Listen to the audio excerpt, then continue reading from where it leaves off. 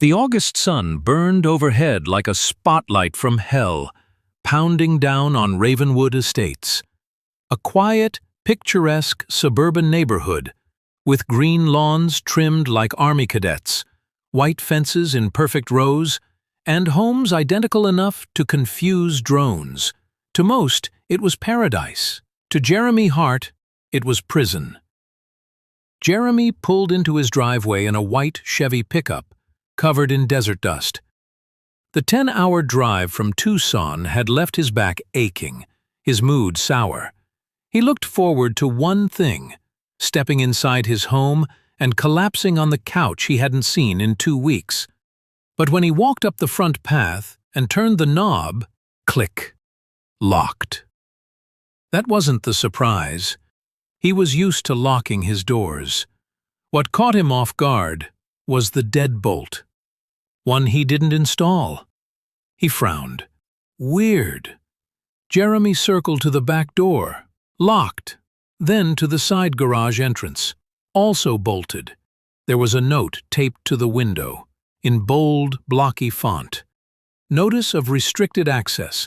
Due to ongoing HOA violations, your property is currently subject to temporary access denial. Please contact the Ravenwood Estates Homeowners Association Compliance Office. Ravenwood HOA Board. What the actual hell?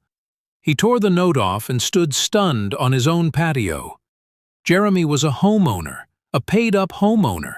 He had no unpaid dues, no violations he was aware of. And even if there were, what right did the HOA have to lock him out of his own property? He grabbed his phone and called the number at the bottom of the notice. Ravenwood HOA, answered a woman in an icy voice. This is Miss Crowder. Yes, this is Jeremy Hart. I just got back from a trip, and I'm locked out of my own home. There's a notice saying the HOA restricted access. What the hell is this? A pause. Typing. Mr. Hart, yes. I see here you received 3 violation notices and a board complaint regarding non-compliance. Your access is restricted until the board reviews your case. Restricted? That's illegal. I own this house. You don't just get to throw a deadbolt on my door while I'm gone. The board has full compliance authority under Section 14, Paragraph B of the Ravenwood Community Covenants. You're encouraged to review your handbook, page 73. I'll review your lawyer when I sue your ass. Have a nice day, Mr. Hart. The line went dead. Jeremy stared at the phone. His palms shook. He took a breath, then another. He called the police. 20 minutes later, Officer Daniels stood beside Jeremy on the front porch. He was a tall, broad-shouldered man with dark sunglasses and the easy calm of someone used to this crap. You say they locked you out while you were out of town? Yeah, 2 weeks. I left. Can't do that unless I've got a court order or a clear sign of forced entry. Technically, this isn't criminal trespass unless they physically restrain you from entering. It's civil. They changed my locks. How is that not trespassing? They'll say it's enforcement. You'll need a lawyer. Jeremy cursed under his breath. You need a place to stay tonight? Daniels asked. No, I'll figure it out. That night, Jeremy slept in his truck under the stars. The heat was unbearable and the neighborhood was quiet except for sprinklers clicking on and off. He watched as lights turned off across the street and wondered who had complained. Someone had reported him. But why? He thought back. He hadn't made enemies, no loud parties, no junk in the yard. His lawn wasn't perfect, but not bad either. He paid his dues. Then it hit him. 2 weeks before he left, he'd filed a formal complaint against the HOA president himself, Ronald Chase, a retired banker who strutted the neighborhood like a self-appointed king. Chase was always watching from his front porch, clipboard in hand. He once fined a neighbor $250 for a broken mailbox flag.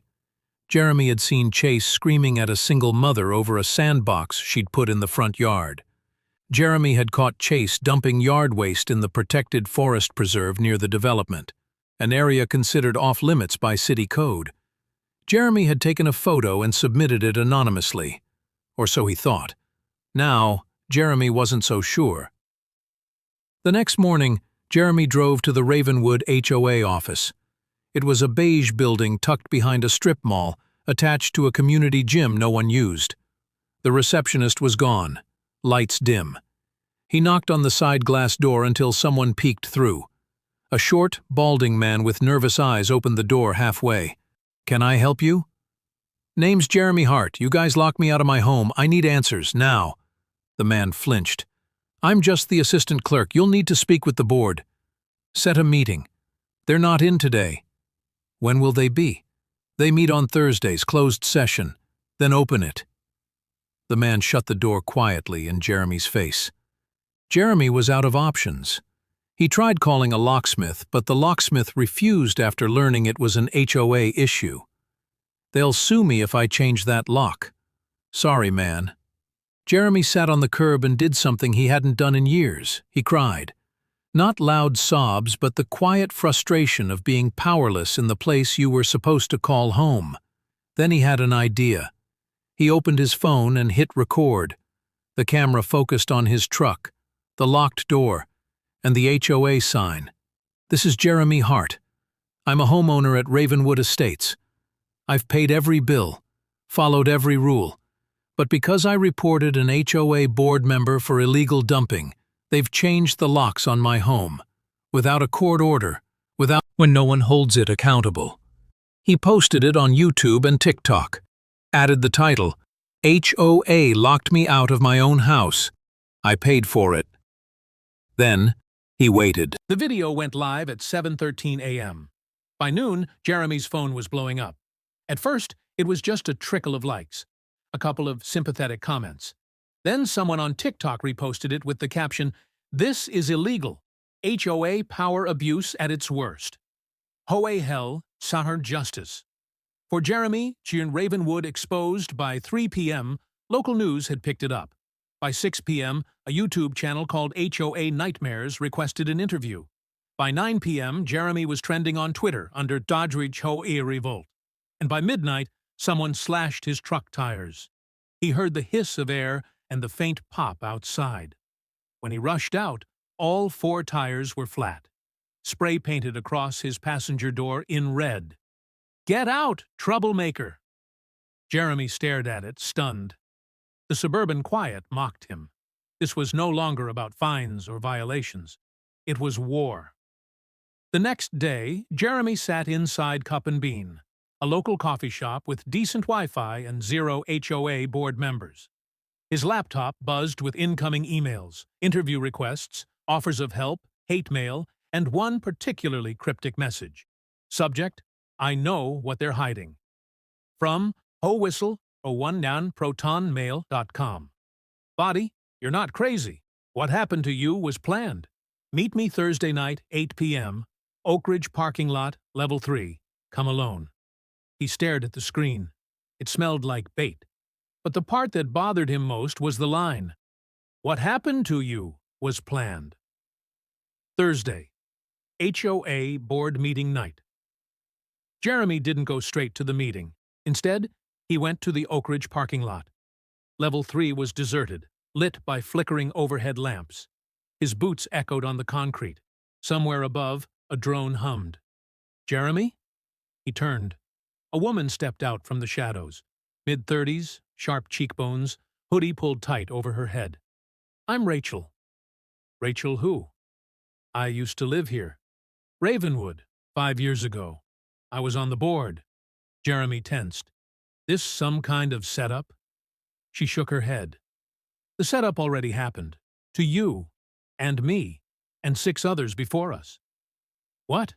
She handed him a folder. "It's a playbook. They've done this before. Exact same pattern. Target a homeowner who files a formal complaint, fabricate violations, restrict access, drain them with fines or lawsuits until they sell. Then, the board buys it back cheap under dummy LLCs.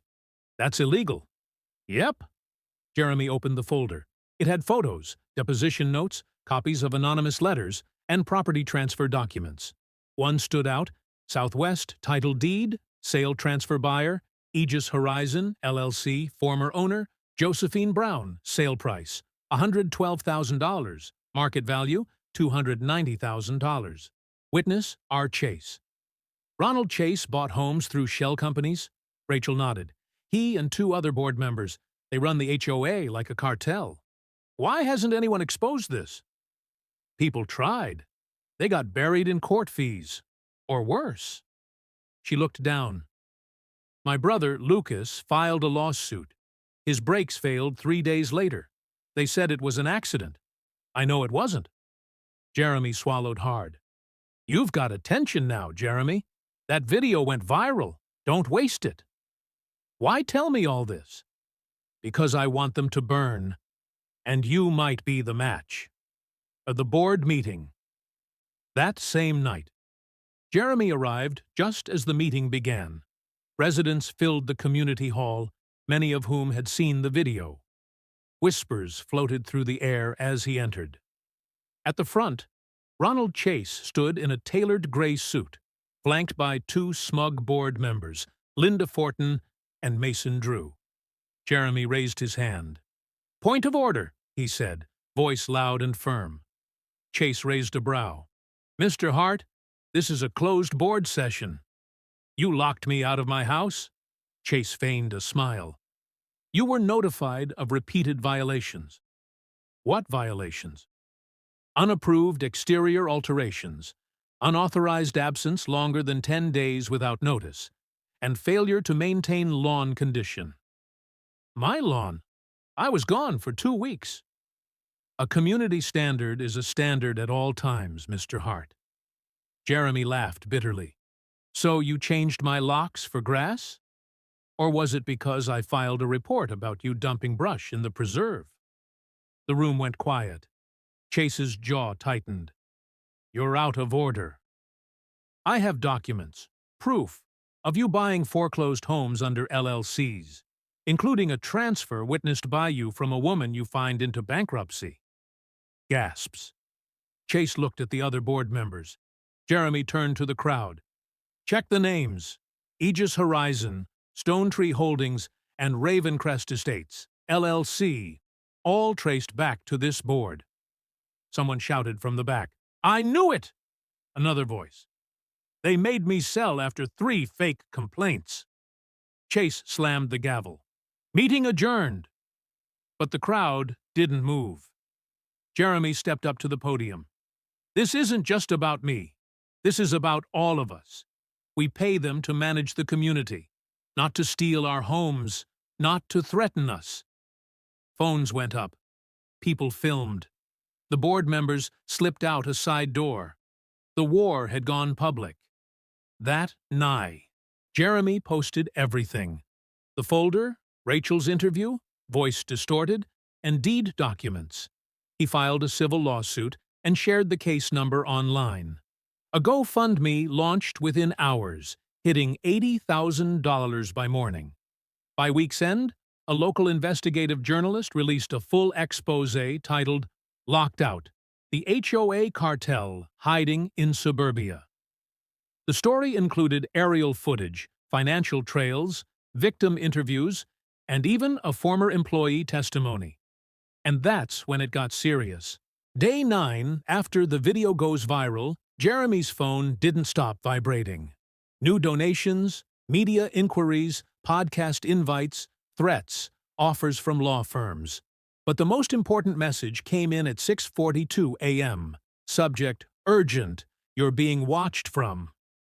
Rachel, check the light pole across from your truck. They've set up surveillance. Do not go back to the HOA office without backup. Jeremy slid his curtain aside. Sure enough, on the edge of the cul-de-sac, a plain black SUV sat parked.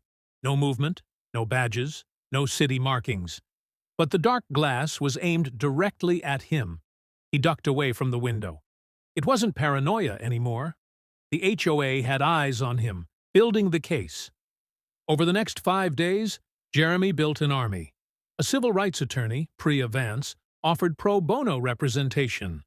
The Redwood Law Review reached out to publish a full case analysis, and a former HOA accountant, Douglas Chen, sent in internal emails between board members discussing the property recovery initiative. Get him out. Lock change protocol. Fines to escalate X3. Linda Fortin. We take possession by Q4. Keep it quiet. Chase Jeremy now had evidence of intent, fraud, and civil conspiracy. The lawsuit was no longer just a housing issue. It had the makings of federal racketeering. The retaliation begins. They came at night.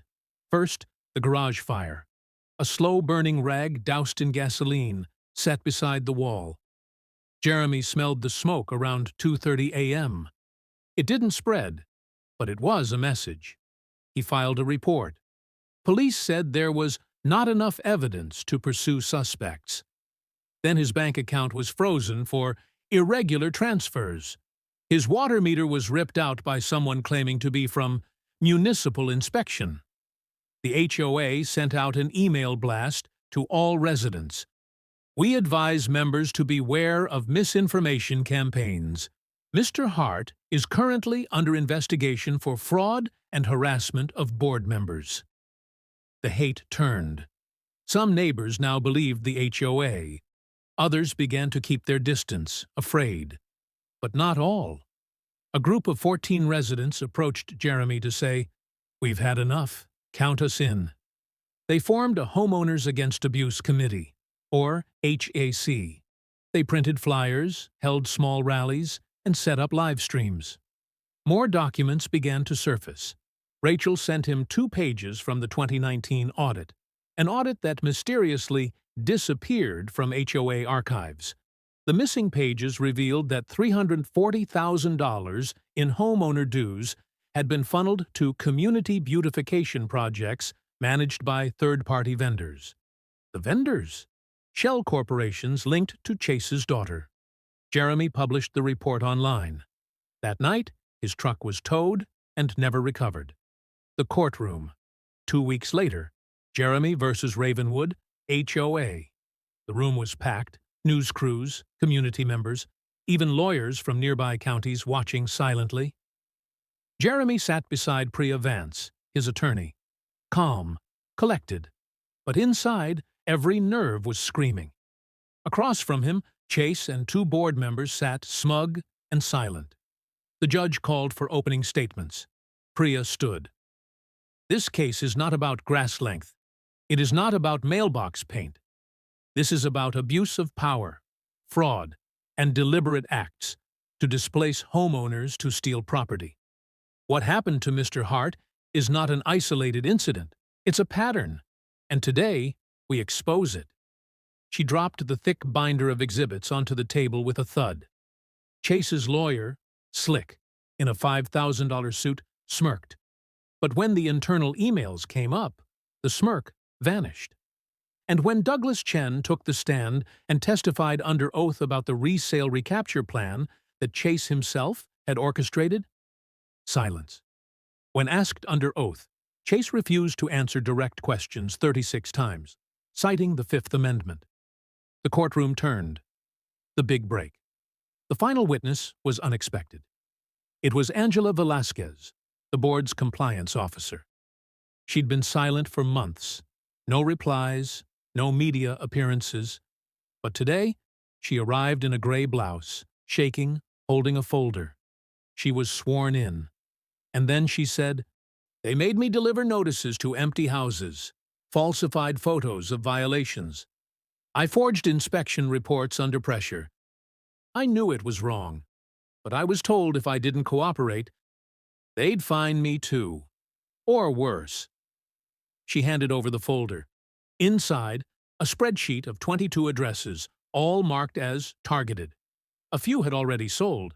Others were in foreclosure. Each listed the same pattern: complaint, fine, lockout, legal pressure, cheap sale, reacquired. The judge ordered an immediate review of the Ravenwood HOA's financials. A restraining order was issued against Chase and 2 others from participating in any board actions. The courtroom erupted. A shot in the dark. That night, Jeremy got home to find a manila envelope taped to his door. Inside were 2 bullets and a typed message. "Last warning, Drop the case. Leave Ravenwood. He turned it in to police. They shrugged, so he posted it online. 1.2 million views in 24 hours. The press ate it up. Jeremy stopped sleeping, but he wasn't backing down. Day 29. The tipping point. The death threats didn't stop Jeremy, but they did get the FBI involved. After the attempted arson, bank interference, threats, and mounting evidence of organized fraud, a federal task force was quietly assembled. What had started as a local HOA dispute had now crossed into wire fraud, mail fraud, real estate racketeering conspiracy to violate civil rights. The Ravenwood HOA board thought they were dealing with a lone troublemaker. Instead, they were about to face federal indictments. The raid Tuesday, 5:48 a.m. FBI vans rolled into Ravenwood Estates with silent precision. Black-clad agents moved door to door, executing search warrants and seizing digital records, boxes of checks, and internal servers. Jeremy, standing barefoot on his front porch, coffee in hand, watched as Ronald Chase was led away in cuffs. His bathrobe dragging behind him, Chase shouted, "This is political. I'll sue all of you." An agent deadpanned, "You can shout from prison." Inside Chase's house, they found 3 servers, 15 burner phones, and 8 LLC files tied to real estate purchases over the past 6 years. The names of the shell companies matched the pattern Rachel had exposed. By noon, 8 board members and contractors were in custody. Jeremy's phone exploded again. But this time, it wasn't threats. It was thanks. 1 week later, victory. The civil case against Ravenwood HOA reached a $2.4 million settlement. Jeremy received $650,000 in damages, enough to buy back his house and cover legal fees. The rest was divided among 11 other victims who came forward with similar stories. The HOA was dissolved permanently. The neighborhood now voted to adopt a resident council with open books and community votes. Rachel came out of hiding. She returned to the town, joining the new board. She and Jeremy walked the neighborhood together, holding hands like old friends reborn. Angela, the compliance officer turned whistleblower, was granted immunity and began working with local housing rights organizations. But Jeremy didn't stop there. A national movement. Fueled by his experience, Jeremy launched a nonprofit. Locked Out No More. Fighting HOA abuse across America. He testified before a congressional committee on real estate fraud and overreach. His video, once shot in frustration, had sparked a national policy debate. And 6 months later, the HOA Abuse Prevention and Homeowner Rights Act was passed in the state legislature. It mandated transparency in HOA financials, strict limitations on lockouts and fines, independent audits every 2 years. Whistleblower protection within HOAs, Jeremy received standing ovations at housing forums. He was profiled in The Atlantic, featured on 60 Minutes, and called a modern David in a field of Goliaths. But even then, he stayed grounded. One final twist. 2 years after the lawsuit, Jeremy visited a neighborhood in Colorado, giving a talk on HOA rights. After the event, a woman approached him and whispered, "They moved west. Different name, same shell companies, same playbook." She handed him a flyer. Haven Pines Community Association, a place to grow together. He froze. At the bottom of the flyer, managed by Horizon Development Holdings, LLC. He knew that name. Chase's original shell. He looked up. The war wasn't over. Just relocated. The end.